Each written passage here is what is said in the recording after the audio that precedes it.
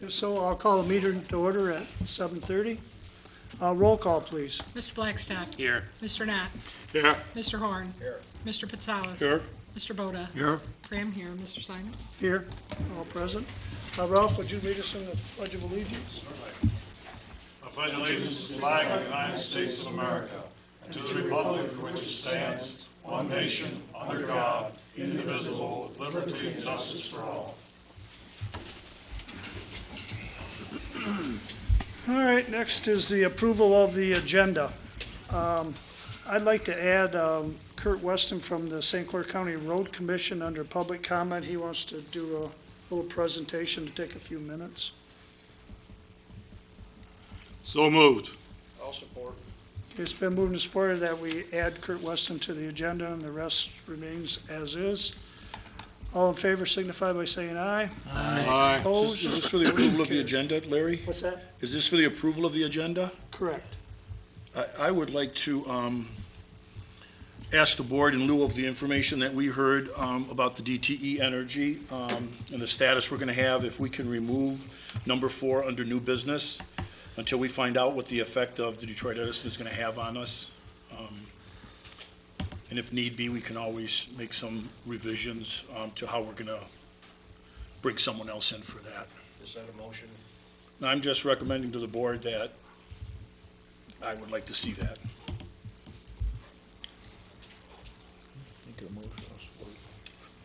I'll make a motion that we remove number 4. Well, wait, we have a motion on the approving of the agenda first, but, He wants to change the agenda. right. Right. We'll have to back up, then you'll have to rescind the motion on approving the agenda first and go back to, I guess I was a little too quick on there to give Angelo time. Well, who made the motion to approve the minutes? Withdraw it, and withdraw the second, and we'll go on to the next. Right. So that, I guess I made the motion to do the, add Kurt Weston, the road commission to it, so, and then you approved it. So we'll rescind that and we'll open the discussion up on the approval of the Actually- agenda.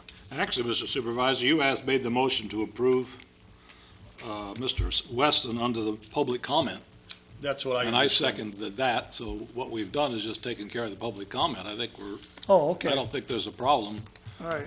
unless you want, everybody's got to vote on So adding what Mr. what we Weston. voted on was adding Mr. Weston to the public comment. Yes. So now we'll go on to approving the agenda as presented.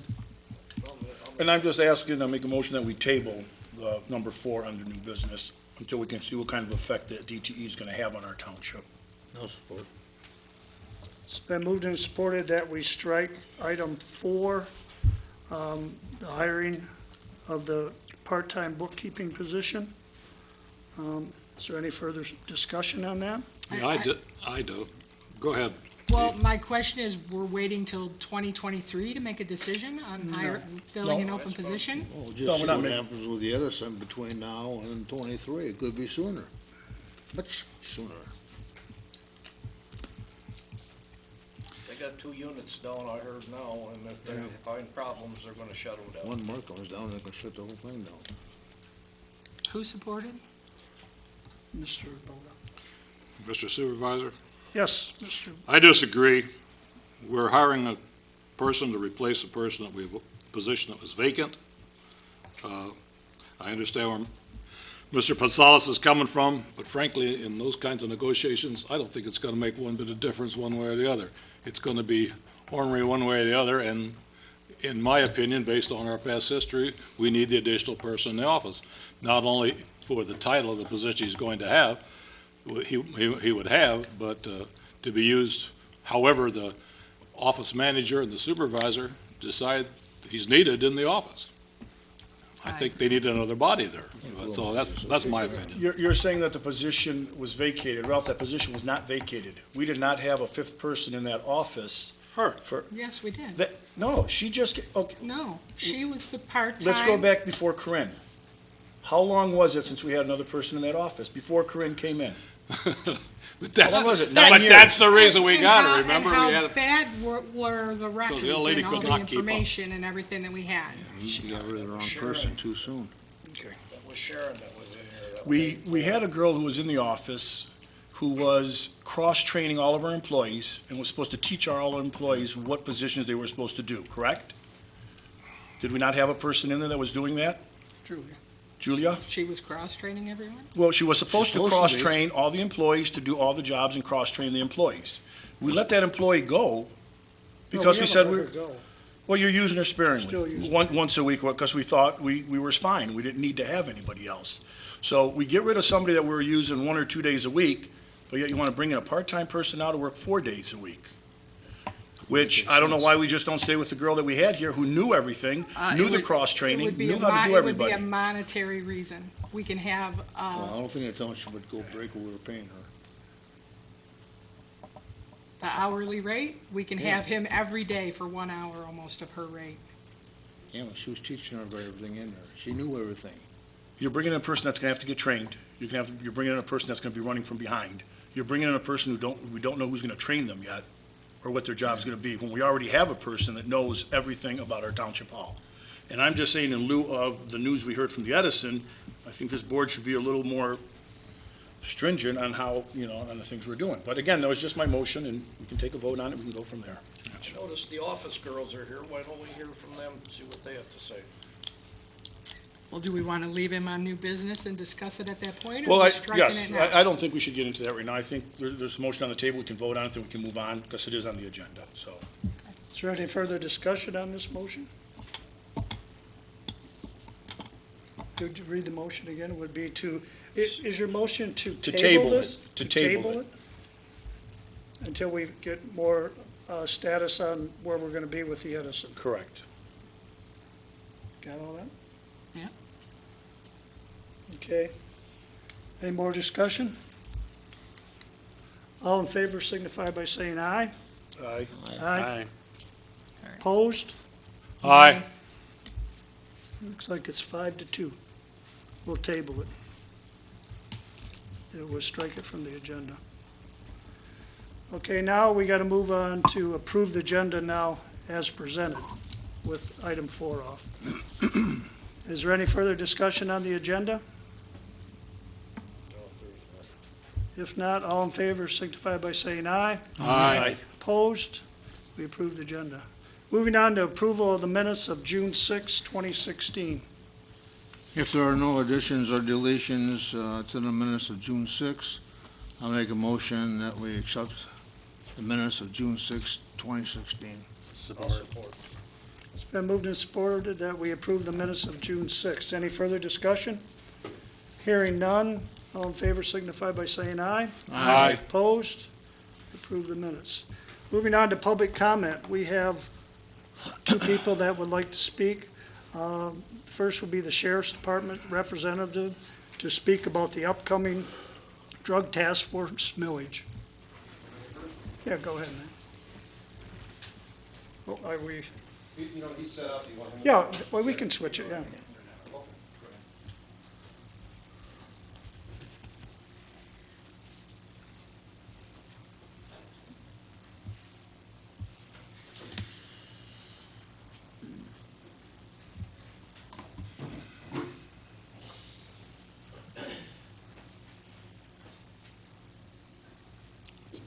You want to dim the lights, or, I think it'll get brighter, okay. if you want to dim the lights, it's fine.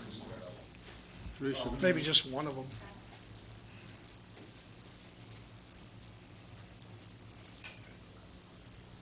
Do it the other way. There you go. Thanks, Teresa. Thank you. I'll start out, my name is Lieutenant King, obviously from the Sheriff's Department. I've been with the Sheriff's Department 18 years. Before that, Detroit Police Department. Currently Lieutenant in charge of the Drug Task Force and the Special Response Team.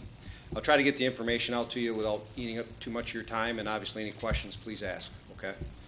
I'm here to talk about the upcoming millage, which we're putting up in August for an increase in our mills. And I'll try to explain to you what's going on in our world, in the drug world, and why we're asking for this.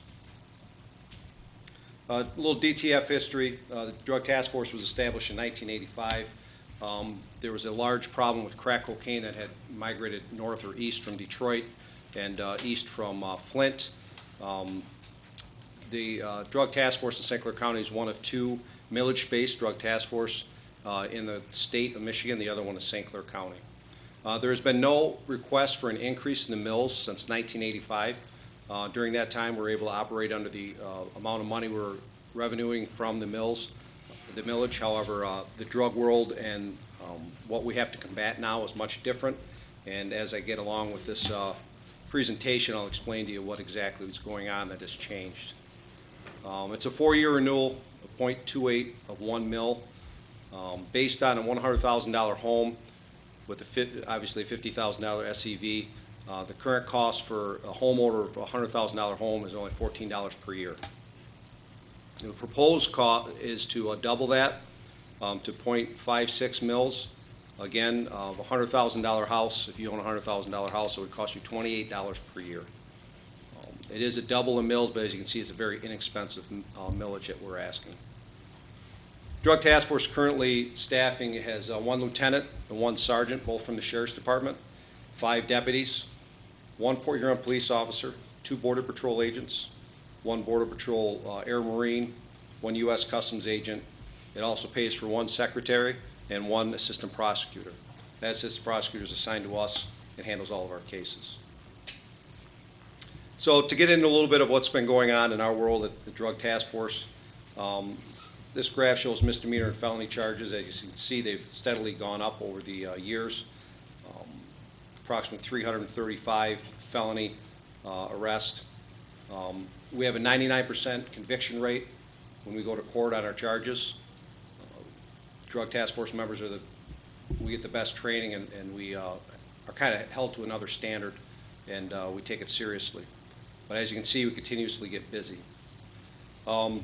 This slide shows that although we're getting busier and busier, the 2014 was a year that we're tasked with handling more medical marijuana cases. That's why that's a little skewed. The laws have changed, and so has our direction in that case. We stay pretty steady, basically because our manpower has been the same for so long. You know, I equate it to if you have a factory that gets an order for 1,000 more parts to be built, but you only have the same amount of people, you might not be able to fill that order. But we're staying very busy with 100 or 105, 110 search warrants combined with traffic stops in 2015. I'll explain that the traffic stops aren't traffic stops for speeding. Many times drug dealers, especially, believe it or not, depending on the weather, they'll start selling out of their car and not go to a house when it's certain times of the year. Our drug dealers are a lot of times transient, so if they can get somebody to let them crash at their house and deal drugs, they'll do so. If not, they'll drive around in a car. So a lot of times our investigations are culminated in a traffic stop.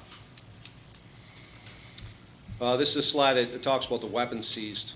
2014, there were 2 cases. We have 2 large amount of weapons seized. That's why that seems to be skewed. But as you can see, 60 weapons seized and approximately 100, and I'm talking about 2015, approximately 100 traffic stops or search warrants. That's a little more than every other time we come in contact with these people, there's a gun found. These guns are illegal guns. 99% of the time they're stolen or they're in possession by a felon. So it's a serious edge to our experience at the Sheriff's or at the Drug Task Force.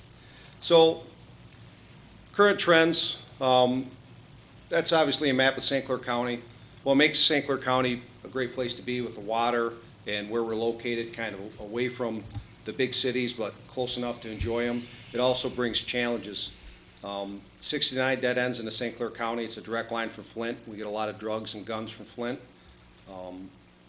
Detroit, and I-94 ends in St. Clair County, and with Detroit being a big city, we know the problems there.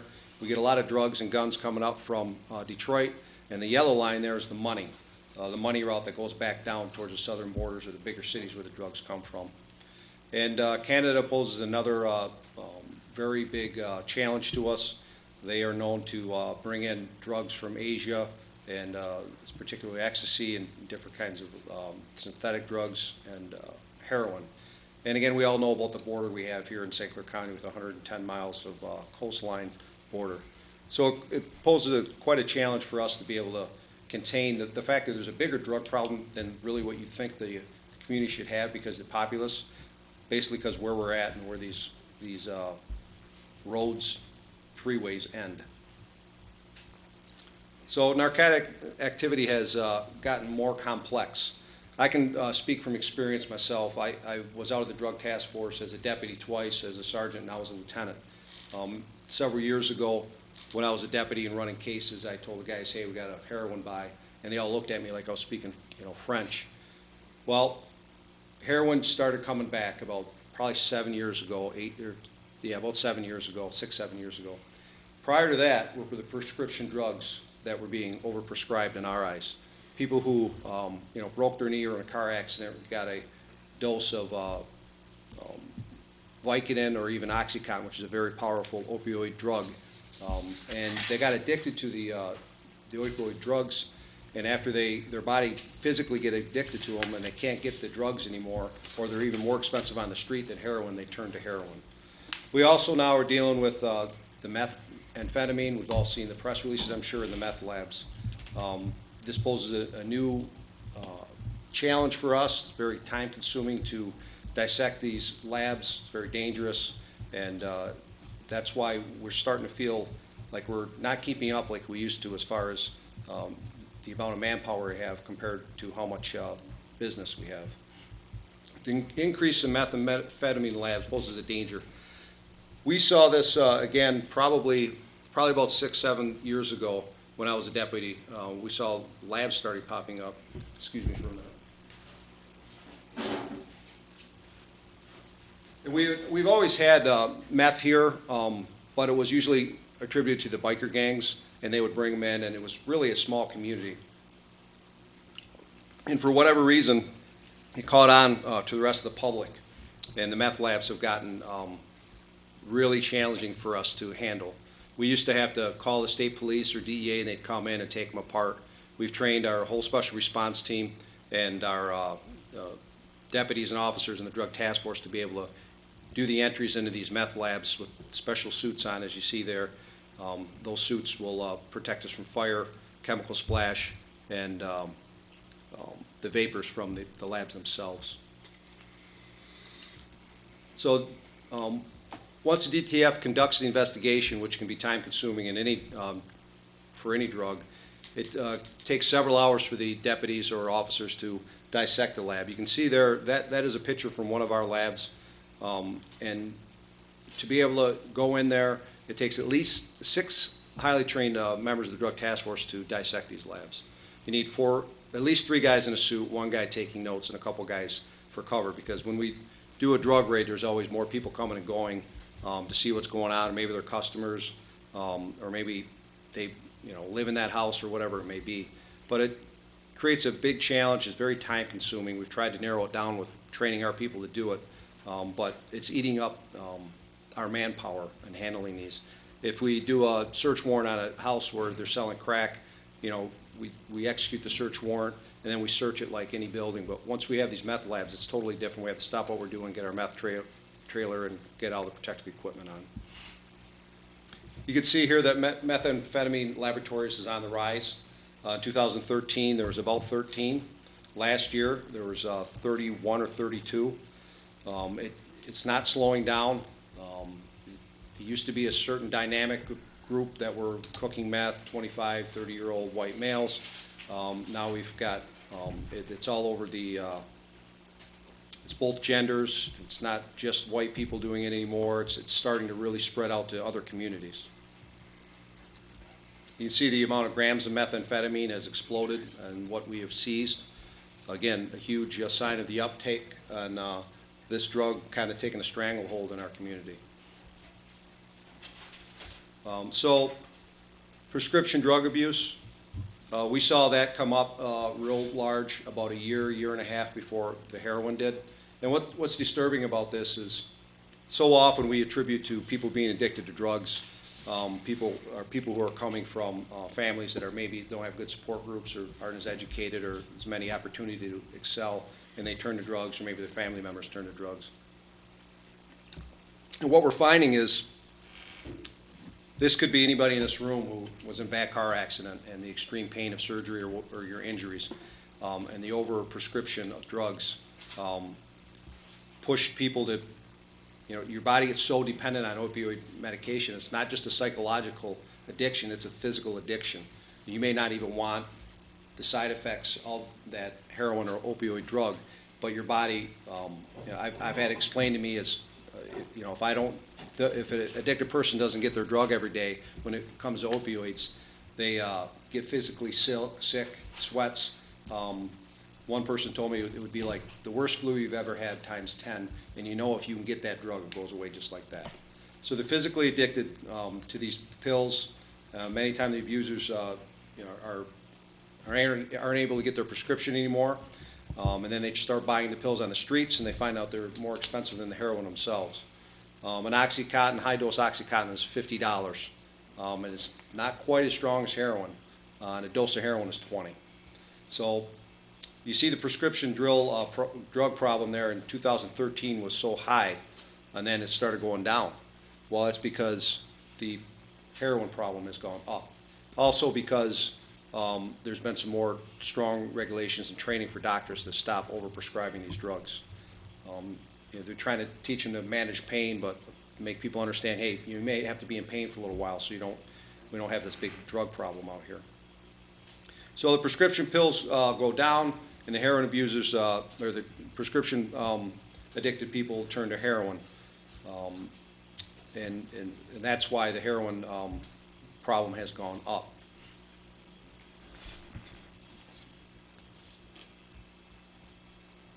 Again, like I said, heroin is cheaper. Once the body gets addicted to it, to the opioid, they need a certain amount to stop themselves from being sick, and they turn from the pills to heroin. You can see here the huge uptick in 2015, and I expect it to be just as bad this year. And what you must understand is these aren't just the people that, the victims of these crimes are just the users. When you hear about a house being B&E'd, it's not somebody trying to get the TV off your wall to sell it to pay the light bill. Yeah, I would say 95% of the time it's a drug addicted person. Before my stint in the drug task force this time, I was a lieutenant in charge of the detective bureau. And it's got to be 95% of these B&E rings that people are addicted to drugs. And they're stealing people's things to get these drugs. They're so desperate for it. So the drug problem is a problem for everyone, even if you don't have drugs in your community. If you have your cars being broken into and your house is being broken into, it's the drug addicted. Somebody loses their job, they don't become B&E artists that pay the light bill. It's usually people are already in the criminal realm. Crack cocaine, again, that's how it all started. It's still a big problem, cocaine and crack cocaine. We just did 2 raids last week on the same night. It's still here and it's not going anywhere. It poses many problems. Well, there's a growing number of meth and heroin and opioid prescription abusers. Cocaine has not gone away like I advised. As you can see, 2015, higher than previous 2 years. So it's just to show you that cocaine is a problem. So the deal is, when this drug task force was started and you saw the slide, well, we were built to beat or to combat this problem along with other drugs. However, we've got the new challenges of heroin, opioid, prescription drugs, and methamphetamine. I'll talk about marijuana for briefly. With the Medical Marijuana Act that took place, the laws have changed, and so is our focus on how we combat any problems with these. Basically, we do compliance checks. The bottom line is most of these people are legal and they have their cards, but we get calls from neighbors because of overwhelming smells or overwhelming amount of traffic because these people are selling to other people other than they're supposed to be caregivers to. So we've learned and the laws have changed, so we do compliance checks, we knock on the doors, we talk to them, especially if it's a nuisance for the community, and try to help them to get within the laws. And the bottom line is medical marijuana was voted into law, so we can only enforce the laws that are out there. Our focus is on the more dangerous and harder drugs out there, like I said, cocaine, methamphetamine, and heroin. Slide shows the seizure of marijuana much lower. 2014, the medical marijuana law was an act, but we were advised by other drug units, kind of the sign from the state and the prosecutor's office that we were going to prosecute people who were not within the laws. And, we did so. The laws have changed, and they've put more revisions and more defenses in for these people. Therefore, you see much less marijuana being seized. So drugs are bringing death to our community. The rise in the abuse of heroin and prescription drugs has led to more overdose and more overdose deaths in St. Clair County. Narcan is a drug I don't know if we're all familiar with. I'm sure some of us are. It is a drug that is used to inject into somebody who has overdosed on an opiate or a synthetic opiate, which is fentanyl. Fentanyl used to come in patches as a painkiller. Now they're making fentanyl, which is a synthetic opiate, in Mexico and in that region, and bringing it up to our community here and mixing it with heroin. So Narcan, if you overdose on an opioid, will block the sensors from the opioids being able to attach to them, therefore making you come out of your overdose. When you overdose on an opioid or heroin, which is an opioid, your body becomes so relaxed, your respiratory system in your heart slows down so much you don't get enough blood to your brain. You may be breathing, but it's so slight that it doesn't even look like you're breathing, and you pretty much just die off because your brain starts to lose cells because of lack of oxygen. Tri-Hospital EMS used Narcan 218 times in 2014 and 312 times in 2015.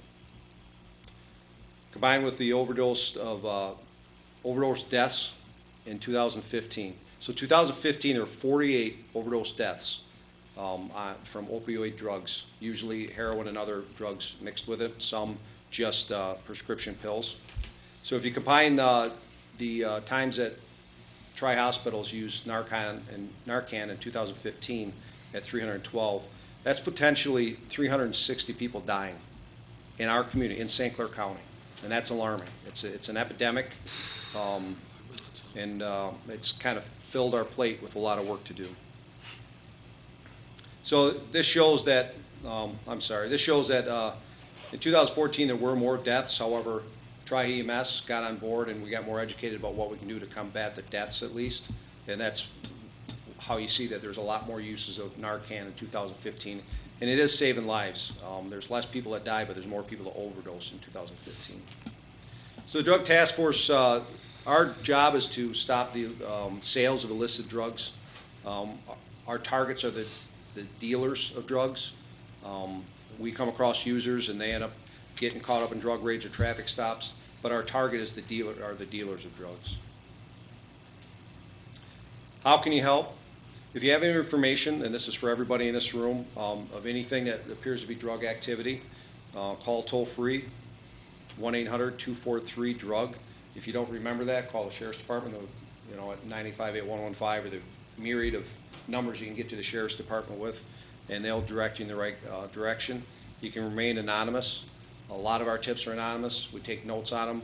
We have a database that any information we have that's not accessible to the public, and we'll put a supplement report in there, and that one anonymous tip could be the last thing that gets us our search warrant.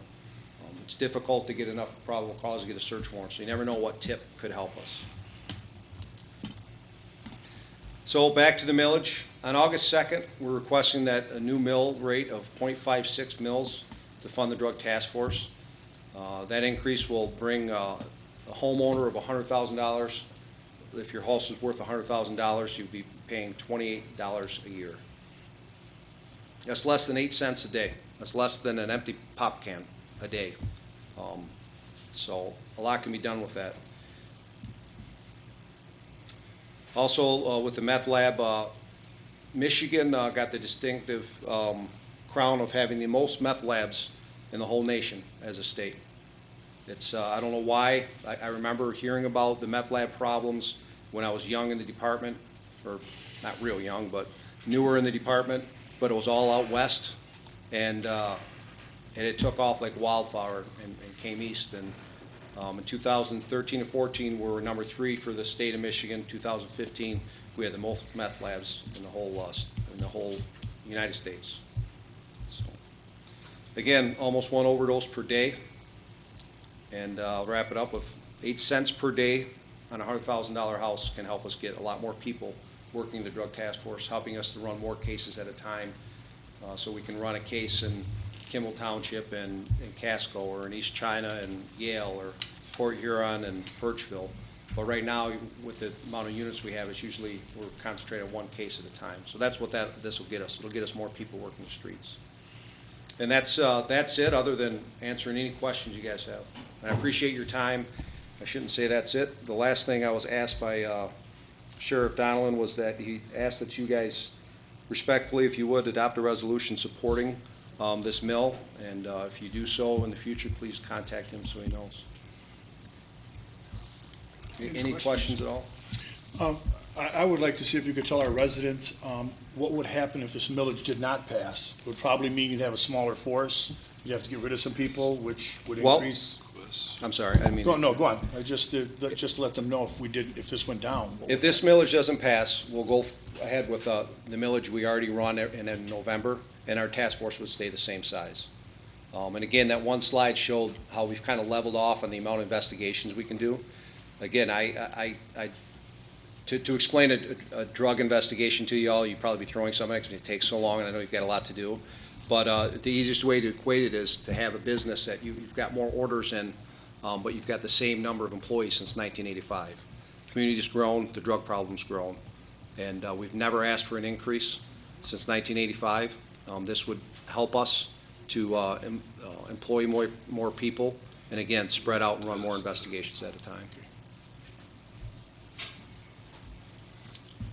Anybody else? Okay, thank you. I appreciate you guys. Yeah, thank you. Thank you. Thank you.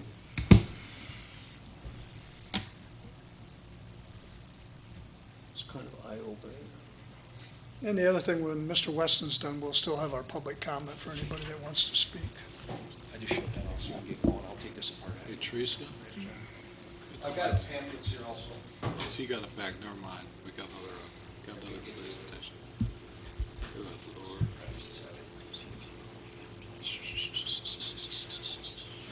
Tell me as we go tonight. I thought we were done, Teresa, I guess not.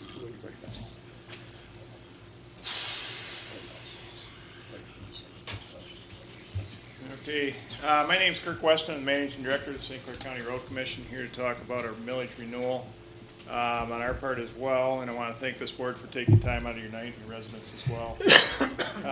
Again, this is a renewal. It was put together 4 years ago. And again, the purpose of the mill is to match federal aid that comes to St. Clair County, meaning federal aid and state aid that comes in to the road commission, with match requirements at 20% for federal aid eligible roads, road work at 20%, bridges at 5%. And a good example where that money would be used is most likely like the Meisner Road Bridge that you just have down the road here that's posted now, and maybe closed actually in the near future. The mill will generate about $1.4 million for the quarter mill. It's only a quarter mill. Approximately $350,000 of that goes to cities and villages that has to be used for transportation needs. We choose to match federal aid with what we receive there, and the road commissioner receive approximately $1 million per year from that.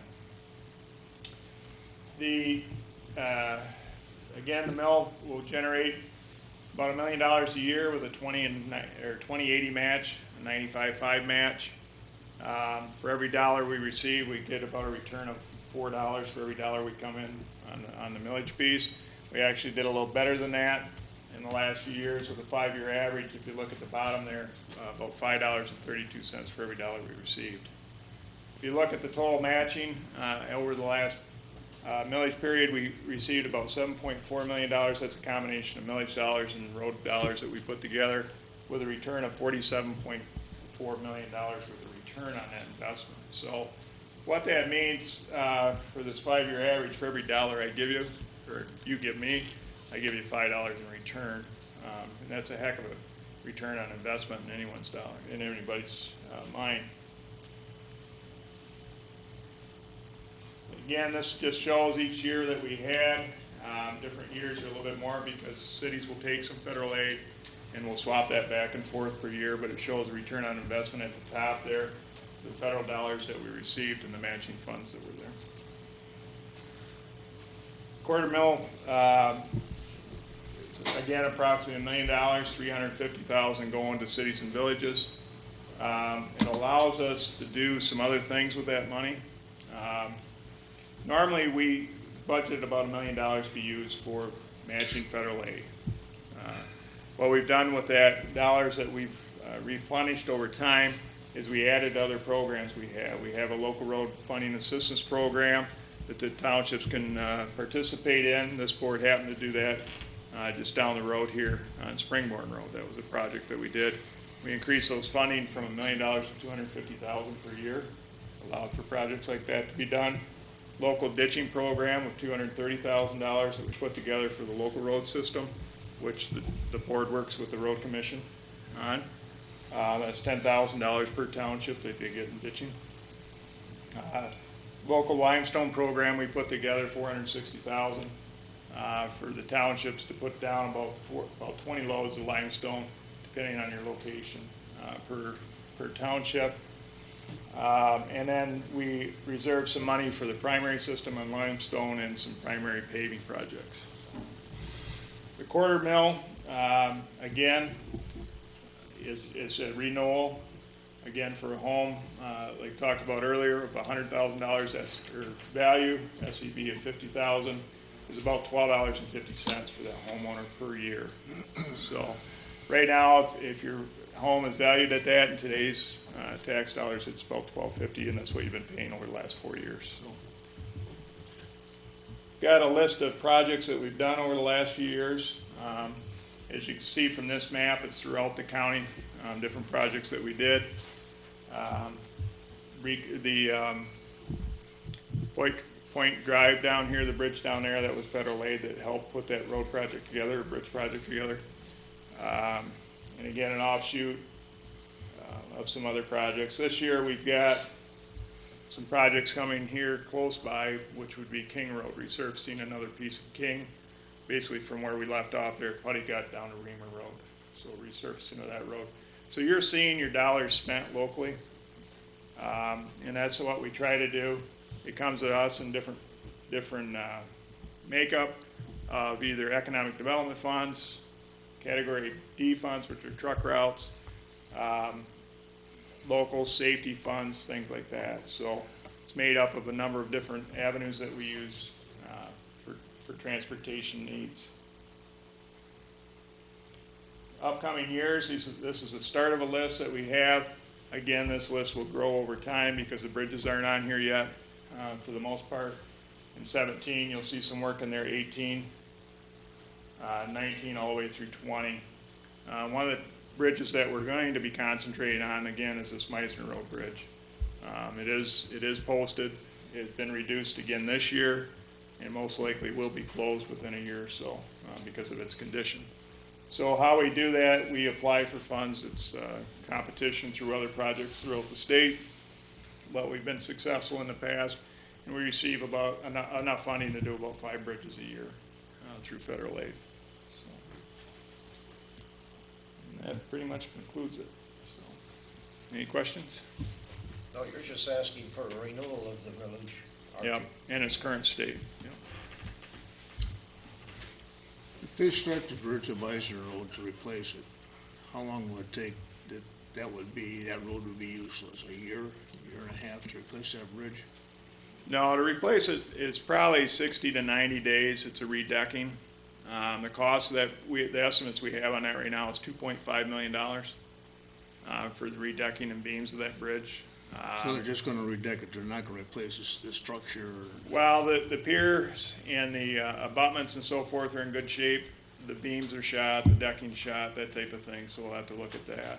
Now, our board asked us to put together a study just on our primary bridges within the county. We have a $40 million need there over the next 10 years, and this millage will help with that to attract federal aid. And what was nice about this millage that we experienced over the last 4 years, there was a lot of communities that didn't have the money to match that federal aid, and it went elsewhere. Our engineering department is very aggressive They go after different forms of federal funding that way, and we bring it back to St. Clair County, and this is the tool we use to bring those dollars back.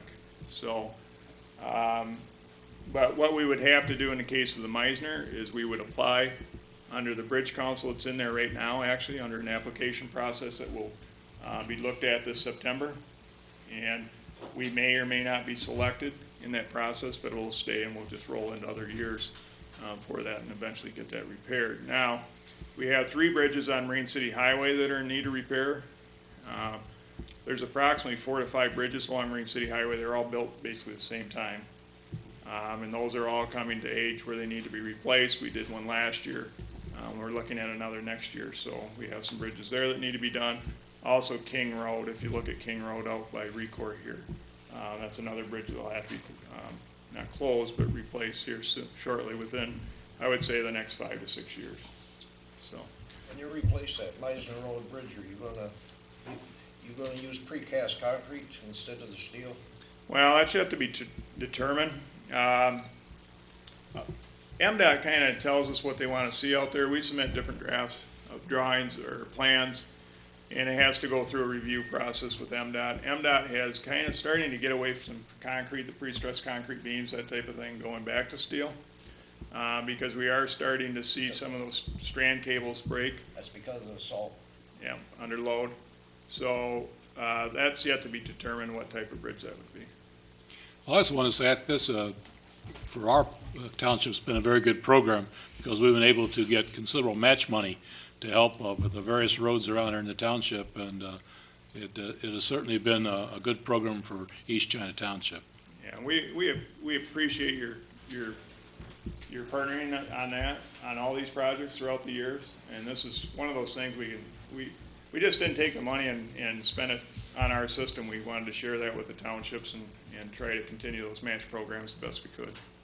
So, I agree with Ralph. You've been a great benefit to our township, and it's really helped our roads, even our private roads. I mean, you've really helped us out a lot. well, thank you, appreciate that. Yeah, I'd like to say, I think the road commission does a great job with that 1/4 mil, putting so much aside to get that match money to do these projects. East China has benefited greatly from it, and I strongly support the renewal of the 1/4 mil. From the perspective of the township of East China, we've utilized it quite a bit on the county match money. I noticed the match money you put on Range Road, you put that really worked good down in there, the stone. And the county does come up with different projects, like the $10,000 and the ditching, and then the match on the 20 loads of stone, and we utilize it all. I mean, we take advantage of it, so. Yeah, so, that's good to hear. Okay, any other questions? Okay, Thank you. thanks, Kurt. Thank you. Next, we'll move on to anybody that wants to have a public comment from the audience. Yeah, you have to go to the podium. I didn't know if we were gonna revisit, or is it completely off the agenda? It's off the agenda right now, yes. So we'll do this during public. Turn the lights on, would you, Teresa? Yeah, hit the lights on. I'm trying to read, I figure, why can't I read? Do you want me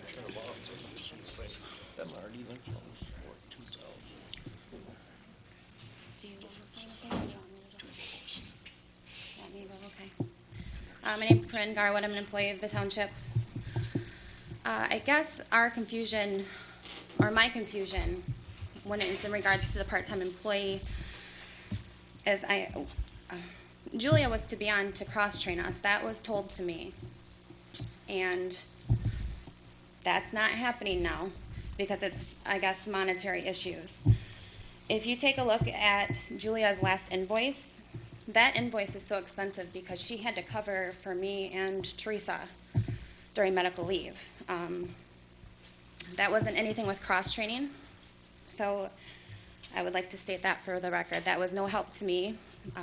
That was to cover because our office manager could not do that. Our office manager also has backup as accounts payable in her job description, and that does not exist at this point. I do backup payroll. We do. And in order to do backup to payroll, I also need to have backup for myself. So I guess my point is, if we're gonna get a part-timer, who's gonna train this person? Because I have said verbally and in writing that I don't think I'm prepared to do this and take on more work. And I'm just wondering why there wasn't a schedule. Also, clarification of the part-timer is, the job description has changed multiple times. It was added on as an accounts payable assistant, then it went to floater, and now it's back to payroll accounting assistant.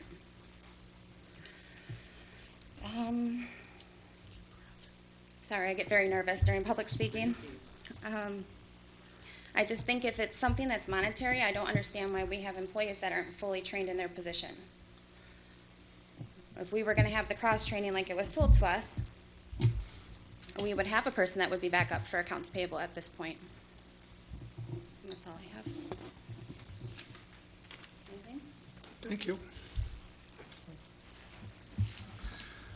Okay, moving on, is anybody else public comment? No? Moving on to the consent agenda.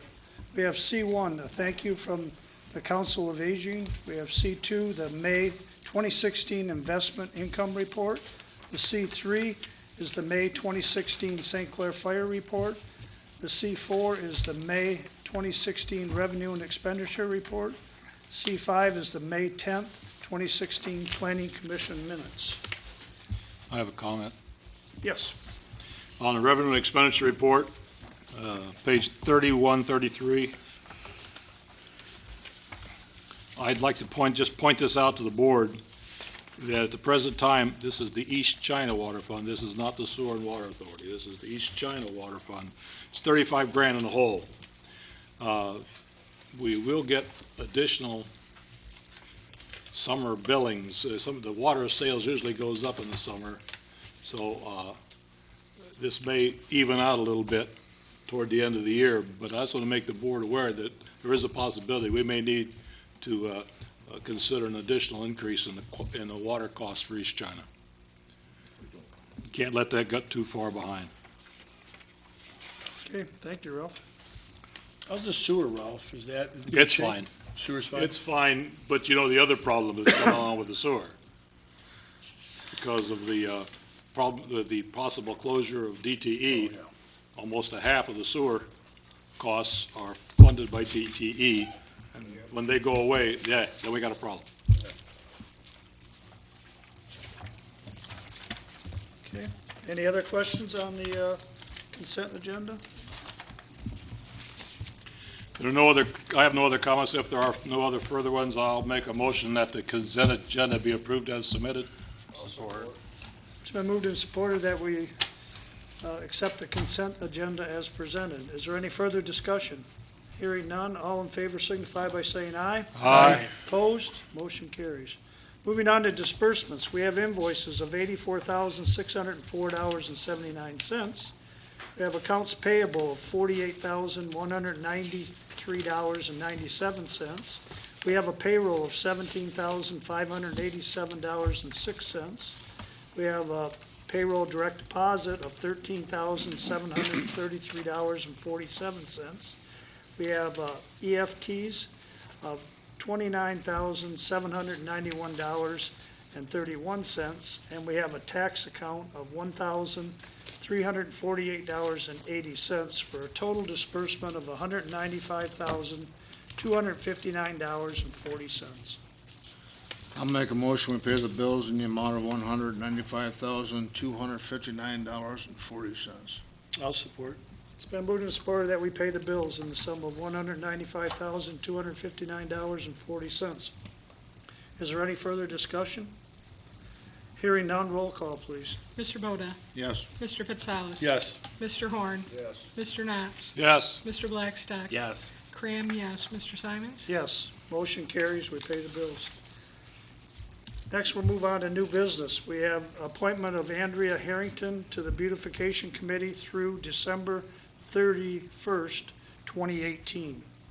I'll make that motion that we appoint her through the December the 31st of 2018. They're in need of a lot of help. I'll support. Okay, it's been moved and supported that we appoint Andrea Harrington to the Beautification Committee. Is there any further discussion? Hearing none, all in favor signify by saying aye. Aye. Opposed? Motion carries. She is appointed. Thank you. Next, we have the resignation of Jerry Jones as our ordinance enforcement officer effective June 20th, 2016. Jerry's done a great job for us over the years. I'm sorry to see him go.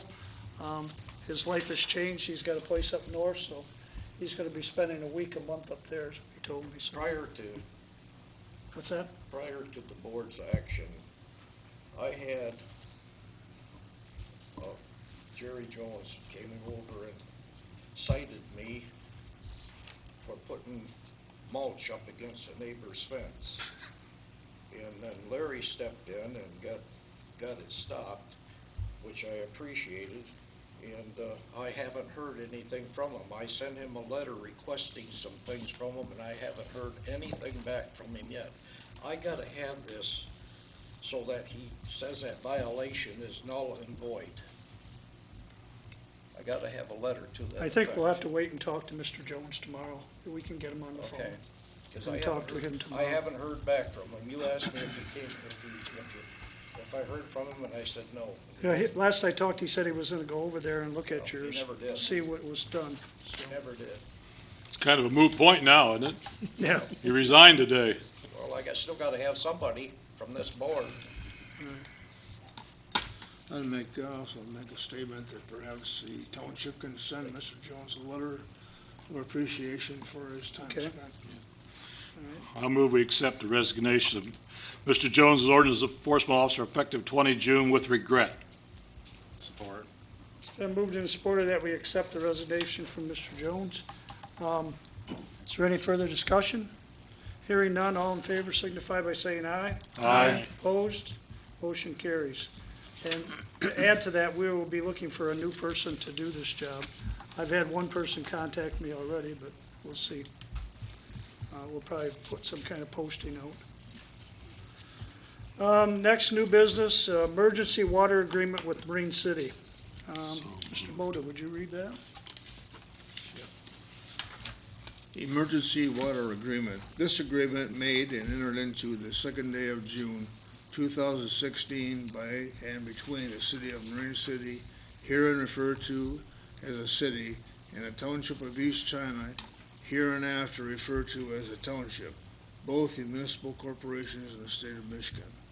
Witnesseth, whereas the city and township are located adjacent and both entities presently own and operate a water supply system for their inhabitants, and whereas there is, located on the boundaries dividing the city and the township, 3 connections between the 2 systems, and whereas it is felt by both entities that the retention of these connections and availability for operation in case of emergency will enhance the reliability of the respective systems. It is therefore agreed, 1, that the connections located on the boundary of the city at the north city limits shall be limited. 2, that the maintenance and inspection of the valves located at the point described herein shall be the joint responsibility of both entities. 3, either party requiring the use of the other's water supply during periods of emergency shall promptly notify the responsible parties of each community. 4, the city shall not be responsible in damages for any failure to supply water or for interpretation of the water furnished hereunder. The township agrees to save and keep harmless the city from all damage to real and personal property occasioned or herein referred to or caused by the furnishing of water hereunder, and shall also save and keep harmless the city from all damage of any kind, nature, and description which may arise as a result of making this agreement.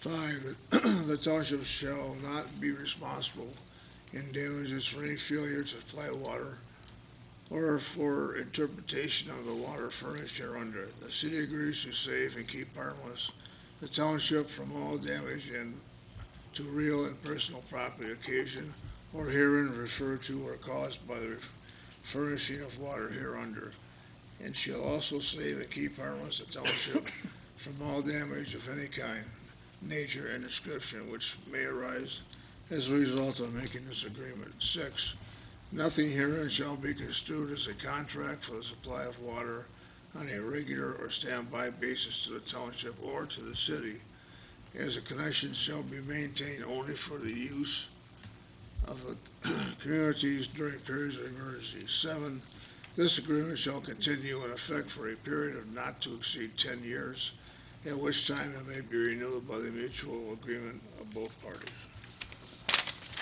And all we're doing is renewing this 10-year agreement. It's expired, so we're renewing it. I second it.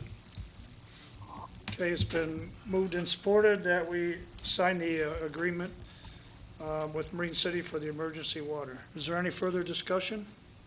Hearing none, all in favor signify by saying aye. Aye. Opposed? Motion carries.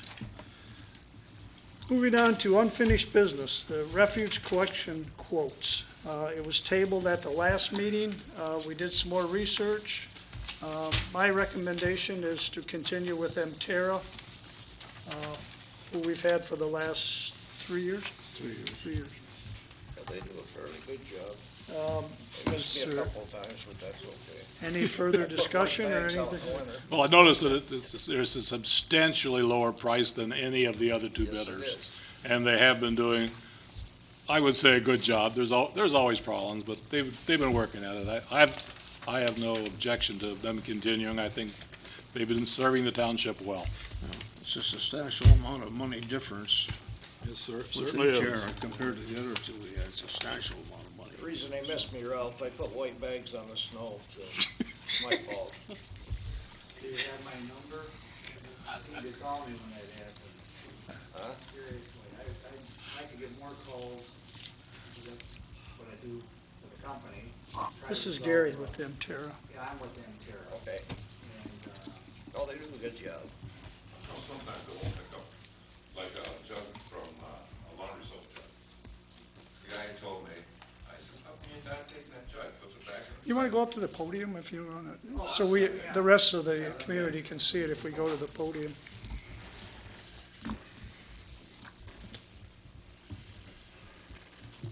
Recently, there were some changes with the recycling center that we have been taking all the recyclables to. It's called RE Community, and they actually notified us, like on a Friday, that they would no longer be taking plastic bags, the small plastic bags that you get like from Kroger, et cetera. And, you know, we service like 60,000 customers, and that wasn't much time for us to communicate. So there were some things that weren't picked up. We don't own the we don't own the recycling center. We are merely the conduit to get it. We pick it up and take it to and we're at their discretion. Yeah. I'll give you another example. We were taking recycling and they were taking it at no cost, for nothing. And overnight, they said, tomorrow you'll be dumping it at $38 a ton. Several months later, it's now $62 a ton. The reason for that is that the marketplace doesn't support the supply. The demand just isn't there. And because we've been very conscientious about recycling, so the pile is growing, but not the demand. Just to be the devil's advocate, how much does it cost you to dump a ton of stuff at the St. Clair dump? The garbage, Yeah, it's $26. then why are we paying $38 to dump Well, stuff at a recycling center? Actually, when we made the proposal and you accepted our service, our cost for recycling disposal was zero. So the company has taken a hit. The reason we're able to give you this kind of pricing is because we've got Marine City, Ira Township, Cotterville, and Clay. So it's density. It's the volume of density that supports the kind of numbers we can offer to all 5 communities. I don't know if I answered your question. Yeah, I was just wondering, because it was just a jug from laundry soap, Tide laundry soap. White jug, You know, 128 ounce bottle, and the guy says, what, the next week? okay, I left it back, and he took it. yeah, He well, says, this is my boss, says I can't take these this week. I got Is he involved, taking through yeah, all there the was stuff now? I got a lot of calls, and so I got involved, and I told the supervisor, tell the guys that are picking up the recycling and what they're picking up, You're not the recycle police. If you see something there that's unacceptable, use some common sense, maybe pull it out. It becomes garbage, you interpret that it's garbage, and it goes into but we're working all those things. It's a continuing process. We're not perfect, and I apologize for missing or not getting your stop. But I have, That was my fault. oh, okay. But I have talked to Larry, and I've gone out to see residents, and some of the residents I would suggest or hope that they haven't come back to you. We work things out. It's never been my position to argue with a customer, and I just try to resolve the problem. I will say the drivers are really good at it. Because one driver did Recycling. destroy it. Yeah, I know. Oh, And he come back, and he lived up north someplace, and he came back 3 different times. He says, I'm trying to get the post, every post has got a big crack, it's not good, so I had a cedar post, and he says, I'll get the same kind, I'll replace it, just don't even report it, I'll replace it, I have my own money, because you didn't want to get wrote up. I understood, but he came back 3 times, and he came back on a Saturday, he says, I got your post on it, from the same store you got it from, and he replaced it, I said, not too many people do that, no, It's time. that's unusual, Yeah. but that's, I didn't even know he hit it. You drove down, all of a sudden, you stepped back up, he took the garbage, and he got the garbage, I hit your mailbox. yeah, most of the people that work for us, we've got a lot of cowboys. It's a tough job. I would never want to be on the back of a truck because they do 600-700 stops a day. So that first bag they pick up, might weigh 25 pounds, but at the end of the day, that same bag feels like it weighs 60 pounds. And they're always running from position to position, so, yes, In sir. today's world of recyclables, aren't most recyclables now being sold overseas? Oh, yeah, this is all about money. The recycling center is never going to take anything you folks recycle unless they can turn it into something that they can sell and make a profit on. That's, it's not subsidized by the government. The government doesn't support it. It's supported by the marketplace.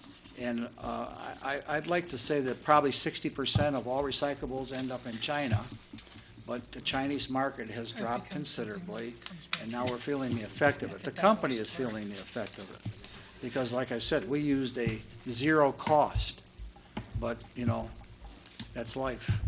So we sustained and we held our numbers. For the next 3 years, nothing has changed. So I think that's a benefit you'll have at your discretion, okay? Thank you very much. So the board has, what, further discussion on this recycling, or? I'll make a motion that we award a 3-year contract for trash pickup and disposal to Mterra. I'll support. Okay, it's been moved and supported that we award the bid to Mterra. Is there any further discussion? I just have one. On the bottom of your proposal, you got an additional 2 years. Now, when would we have to notify you if we wanted you to exercise that? If you award the contract, let's say tonight, then you can amend the contract and add another 2 years if you choose to. And we can do that. Because we're kind of in a dilemma with, we don't know where we're at with this DTE energy and our taxes and all that, so. Well, it's a consideration for you folks, and like I said, we, not too long ago, well, in fact, we're in the process of extending Cotterville right now. They're not going out for bid. So all you gotta do is pick up the phone and call me. We'll sit down with Okay. you or a committee, and we can extend by amending the current contract to a 5-year contract Okay. with At the whatever same- pricing we At the can same do. rates? Whatever we quoted, I don't know. Same rates, yeah. I think it Okay. could be the same rates, which is, It's the same rate through 5 years. yeah, so, That's what, my question was, how long do we have? But you're saying we have any time in that Yeah, you- 3-year you- period? let's Okay. put a time frame. Let's say within the next 90 days, you can call me, I'll come back and we can negotiate a, Mr. and then Could you can put bring that it on the back. future, immediate future agenda that we could discuss those 2 years? The next one, or at least the one after this next one. I think we ought to, I personally think we ought to take advantage of that, so I'd like to get it on the agenda as soon as possible. Can we do it now? Or do we need to talk about it? I'd sooner not do it now until we look at it. The motion was a 3-year contract, correct, Herb? Correct. That's And it was seconded by Ralph. So everybody is, and this will be for our waste, recyclables, and our yard waste, for our total units, which is 1,512. Any further discussion? If not, roll call, please.